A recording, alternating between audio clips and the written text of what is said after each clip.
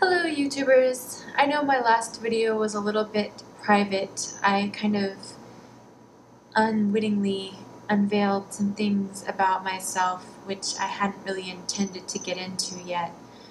But I did kind of promise you some information about my interesting past, so I thought for this next video I should go ahead and start by delving into that subtopic of my past and see where it goes.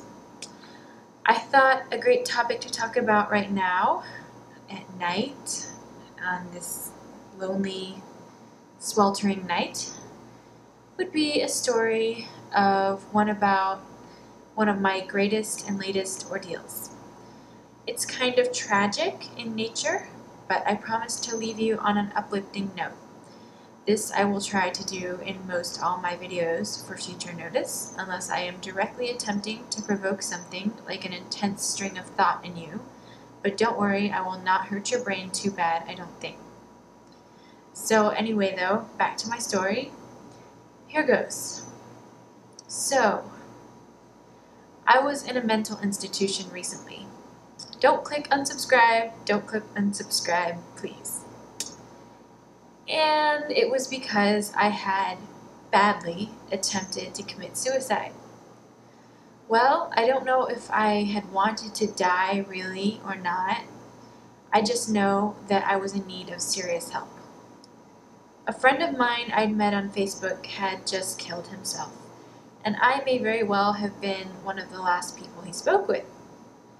Looking back, I see that contacting me on the night he did was probably a desperate cry for help, but I was intent on being politely unassuming, and so I was blinded by this intent and did not ask the questions I so heavily regret not having asked now. Well, I woke up the next morning, got an IM from one of his other friends informing me of what had happened, and then she basically informed me that it was her opinion that this was mostly my fault for having happened. I didn't know what to do. I just started snotting out tears and apologizing profusely, and then when she told me to just go away, I ended up grabbing a cheap razor from my bathroom and started a sloppy job of slicing my wrists. Then I started screaming bloody murder and called 911 on myself. They came, they picked me up, and I was gently escorted to a very nice mental institution where I would stay for 2 weeks. Well, that's the nice version of the story anyway. But anyway, did you notice I told you that I had used a cheap razor? Do you want to know why? Because here's the thing. I had only 2 weeks prior to the morning incident attempted yet another suicide attempt, this one also on a night like tonight. And my mother had not yet the experience to know to take all the razors from my apartment.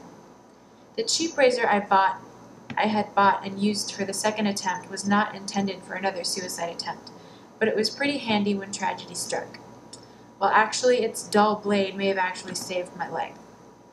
I don't really know. But the point I wanted to make was that my first attempt was much more serious. Deeper cuts, a lot more of them, and I was delusional when my mother came to see me the morning after I'd done it to myself. I had to be dragged by her into the mental institution that time because I didn't see anything wrong with me. After all, I hadn't done it all the way. I had survived the night. It was the whole rest of the world that was insane, not me. When I look back and try to see how I was thinking then, it kind of scarily still makes a lot of sense to me, my logic. But whether it was indeed this cold, cruel world that did it to me or not, the fact of the matter was I needed help, badly. Now, the kind of help that you get in a mental institution is, let's just say, not really help. Its only usefulness in my life has proven to be its shock value. That is, its ability to shock the hell out of me until I forget the reason why I came in. You get so distracted trying to survive the daily barrage of other psychotic patients' bullshit and abusive nurses and doctors and staff that when you finally leave, you are in a stupid, happy, lazy fog which is nice before the 72 hours or so when it takes to wear off. Then you're left with the same shit situation you thought you had escaped from. For me, it was all about coming to terms with my own miserable, isolated existence, both times. And quite frankly, I think I did a pretty good job. I mean, I've started my own YouTube channel in just a couple of weeks after getting out of a mental institution.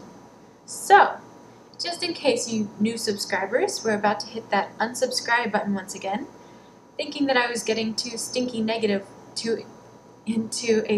negative place here. I wrote this a while ago, like a couple days ago. You can rest assured we're ending on that positive note I promised. But wait, there's a little more to this story. With some crap news, but yes, I do put a positive spin on it. Yes, okay, so what I wanted to say was I have a sort of lesson to share with you guys. If I can come out of this shit situation with a sunshiny take on life even half the days I'm alive and awake, then, well, you know what? I bet there's hope for you too, my friends. I no longer have any desire to cut myself, but if that desire does return, I now know what to do about it. Get help before acting. Call my mom, ask to spend the weekend with my parents at their lovely home helping them garden or something. It's always a humbling experience because, well, my dad has a horrible disease called cancer, and he goes marching on looking forward to each day well enough, though his disease afflicts him at all times, and not just whenever a mood surfaces as an emotional or mental disorder does. It's not something he can just snap out of with talk therapy or something. So, yeah, I know that on many levels I have nothing to complain about. I still take my mental health issues very seriously, however, and I in no way mean to belittle the pain of others out there who may be experiencing similar things to me. Really, kudos to us all. Life is hard, and we all still manage to keep going. And, well, the ones who can't keep going, we love you all the more deeply for having had to fight perhaps the hardest fight of all. Yes, you lived, and you lived well, friend, for you affected someone like me, who you'd never met, so deeply that I shall never be able to forget you. Rest in peace, friend. And YouTubers, good night.